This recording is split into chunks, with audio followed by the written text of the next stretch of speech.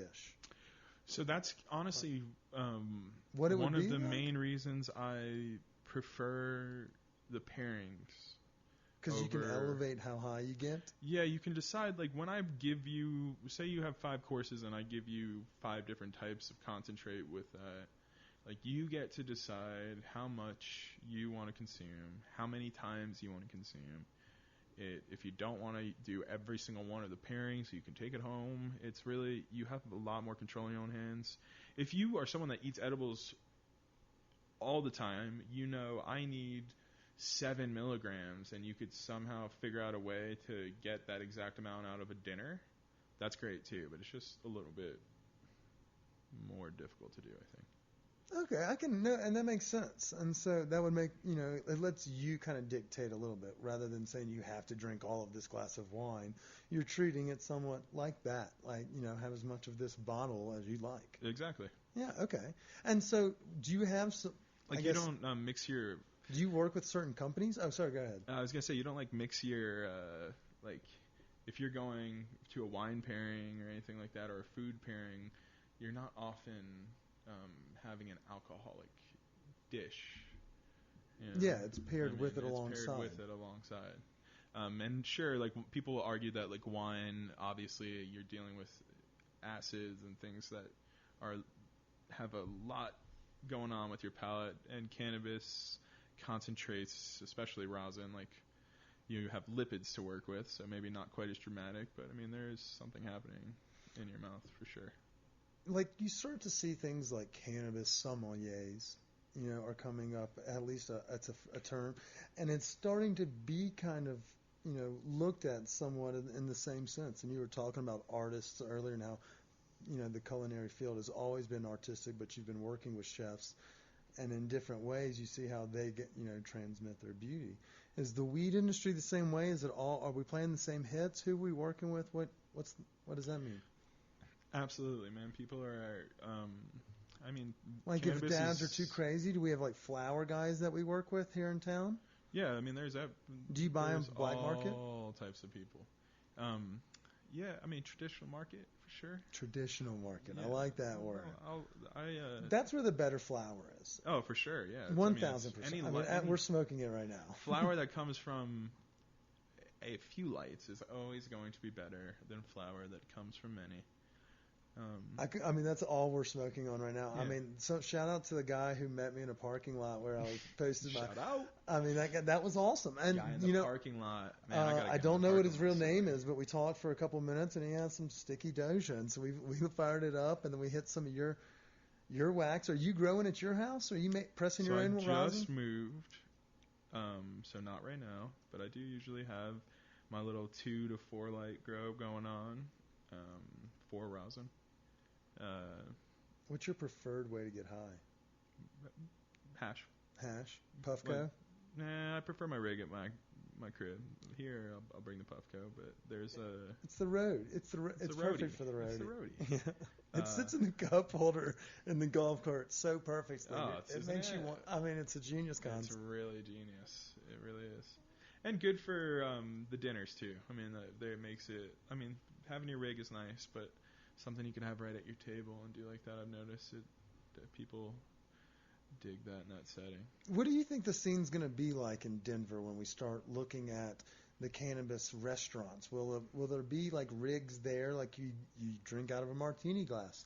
Will there be pipes on hand? What should we expect? I think it's going to be, like, really... Because Vegas, I think, is just now starting to do it as well. Everything else has kind of been more in y'all's ballpark of private event consumption. Like, you can do that because it's your fucking event. I think it'll be all over the place, dude. I think there is a great opportunity for upscale dining with cannabis because of what I said earlier. Like, I have practical knowledge on this from doing lots of pairings with every single time we do a dinner, we do multiple pairings, like our tastings rather, where we're literally full, just bouncing flavors off of hash, dish.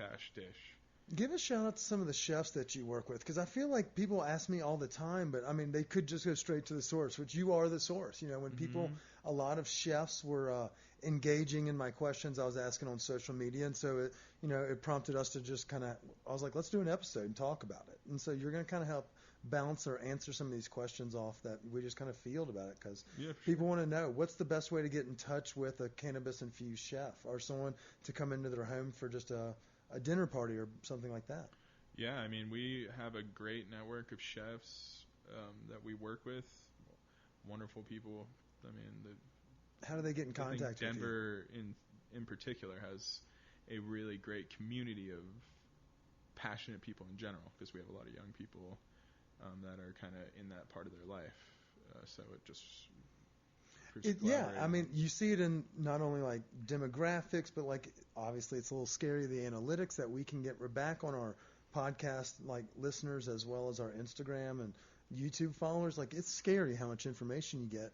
But what we do know is that a majority of all of our listeners and our followers are in that 24 to 40 range, where they have residual income. They're not buying material things as often as they once were, and that they are buying experiences. They're treating themselves to a better dish. That we're paying $16 for a sandwich. We're not settling for a Subway if we can help it. And they're willing to group together, and have an experience that maybe 30 years ago was thought of as something that only very wealthy people could do. Like, I was there was a group of like 20 guys 2 weekends ago that I was helping with, like a little bachelor party, and we did just a little private dinner for them, and like just organized by a few dudes for, I mean, think about that, for like your homies for your bachelor party. You got like cannabis pairing, then going into we had a charter bus for them. That's legit. To go to Red Rock. Like, they just had they could pretty much enjoy cannabis wherever they went for most of their trip, and not have to worry about it. Kind of focused around. Yeah. Hey, I mean, that's really cool. So, I mean, you obviously aren't doing them just in Denver, or is it just Denver right now? Like, I feel like you mentioned earlier, you're doing one in Vegas next week. Yeah, so I travel around. Did you say Vegas? That's going to be in Chicago, but Chicago. I move around for 4 trade shows. Yeah, okay. So do you do them on the road? Do you have like a network of chefs that cook dank-ass food in every city? Not like every city, but I have, they're kind of spread out, and just friends of friends and stuff like that. Most of the stuff I do is in Denver. We're a local Denver-focused company. We have some plans to try a couple of our concepts in other places. It's not we do mostly the goal as a company is experience plus cannabis. It's not whatever that experience is. We've done a market that was like a seed market for people that like the genetic side of things, where there was kind of like. Can you do themed events? Like, if someone needs to do one for like a company, like a bunch of booths and shit, if they need it, you can do. We could do whatever. Usually, I mean, I'm sure there's. What's the weirdest? What's the weirdest kind of setup you've done before? You had a furry convention where a bunch of. No. Or have you done the AVNs? Anything crazy like that? No, nothing like that. Everything I do is plus cannabis. Yeah, I mean, I just didn't know if you had some really weird experience. Oh no, nothing like some, that. Like weird or cannabis? Yeah, no, I imagine in the future. Because I mean, those things sell out no matter what. So I didn't know you were it's a lot larger network than you may believe. So I wasn't sure if you've ever cross pollinated with other groups. Furries, for example. Yeah, furries. we haven't touched the furry section yet, or the AVNs. Most of the stuff is based around another cannabis, or a cannabis event, or attached to a bigger event or something like that. So what you got on the docket in Chicago? Chicago, there's a convention called the Canicon. Just gonna go, have a ton of friends out there that have booths and stuff. Help some of my friends that are on the genetic side of the world of cannabis, and get the word out about Groovy Gravy. Hey, there you go. Okay, so here's a couple questions for you. Who's growing the best weed in Denver right now? Best weed in Denver? Some closet grower that I probably don't know. Really? No, that is true. I mean, and we've harped on it a time or two today, but the theory is the best weed you can't get unless you can get through mailing or sign up for their mailing list, or go through donation pages. which is not a big deal. That's how we get our mushrooms as well. And, you know, those are legal. We have them in the fucking freezer. My friend Stu, I mean, he's in Netherlands though, so I mean, I think probably gonna find an evergreen or Netherlands, I'd imagine. Maybe not in Denver. Yeah, I can believe it. You know, they were probably a little bit on the blazing trail, pardon the pun. You know, as well as, you know, with testing. You know, just being bunkered up there, they can kind of do it. And that place is a weird little vibe. Yeah, and they've been doing it for longer than a lot of us think. That's what I'm saying. Yeah, it's yeah. they got it going on. All right, so let's say do you make your own edibles? No, personally. Do you eat, like, if you? I eat edibles. I love Dialed In gummies. Shout out Dialed In. They got. There you go. That's what I was going to ask next. Give a shout out since you're a professional. They are making some great gummies. I used to have a little magic butter machine, make some stuff in there. What's a magic butter machine? Man, it's this hokey little thing where it's more or less like a pressure cooker that has settings are made to make can of butter. Do you have any disaster stories from the process of working through cannabis? Oh God. Give the listeners some of the disaster trials. Stories. And then we're going to ask who the most famous person in your phone is, because I feel like you've got a Snoop Dogg in there. Oh man. Let's see. Crazy shit. You ask a dude that smokes as much hash as me that many questions in a row. I'm stuck on number 2 now. You gotta go back to the first one was crazy stories, trials and tribulations from the just the growing and living. Yeah, man. So crazy story. I don't know. I'm a very I'm from Florida, and you know, weed in Florida is a real, maybe not now, but back in the day was a real thing. So I'm always been a real cautious guy about what I do, say around the plant and stuff. I would say because of that. Have you never blown anything up? Deal with.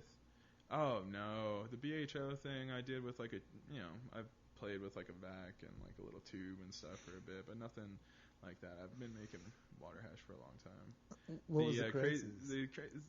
I wouldn't say it's crazy, but like the scariest time, riskiest time for me in cannabis was just like selling weed. I don't know. There are people always in Orlando, you know, cops and weed or. What was the vibe like in Orlando? What was the weed like? The weed was fire, dude. We had amazing weed. I always grew it and sourced. Were you growing in your closet? I was growing. My parents let me use a whole room to grow weed. They're like, just give us some. I have 4. No, not even. I mean, I was paying. Man, I paid the bills for a bit when I was younger, so it wasn't like a point of contention. No, not at all. And the whole the housing crisis hit my pops a little bit before everyone else because he was in the construction industry. So when I was like 2006, 7-ish, when I started to grow and do all that kind of stuff, it was like a way. Hey. It was kind of a way to get by. I understand. A little 4-lighter in a fucking probably a room about this size, maybe slightly smaller. So you've actually been growing for a hot minute. So you came out here with the knowledge, but you never wanted to be in the growing side. It's almost like a difference of back of house and front of house in a restaurant. Yeah, like I like to grow. It's a thing that is. It's like very having a rewarding yard to me. Like I have a seed collection of that can rival. Do you live in a house or an many apartment? People, a house. What's your yard look like? Immaculate. So I just moved. My yard right now is rough. Not rough, but I mean I just moved in last week. Got a new place. My other place was fire. Yeah, it was dope. Yeah, I mean, I figured if you're meticulous about your growing, and I want you to talk more about it. Oh, and it's not even just me. My wife is very, very much the same. Did y'all meet through cannabis? No, I've been with my lady since I'm a child, pretty much. I met her. We lived on the same street. Get the fuck out of here! Kids. Really? I've been with her since best friends with her since I'm like 14, with her since I'm like 16, known her since God knows how long. That's wild. Yeah, it is. It's weird. These days, especially, it's crazy. So what did she think when you were like, we're moving across the country to go? I mean, obviously it wasn't like that, but like. So I seeded it much differently than. You were like, we're what do moving you here think for about weed. Colorado? No, I was like, oh, let's take a trip to Colorado, and then we took a trip to Colorado, and then when she was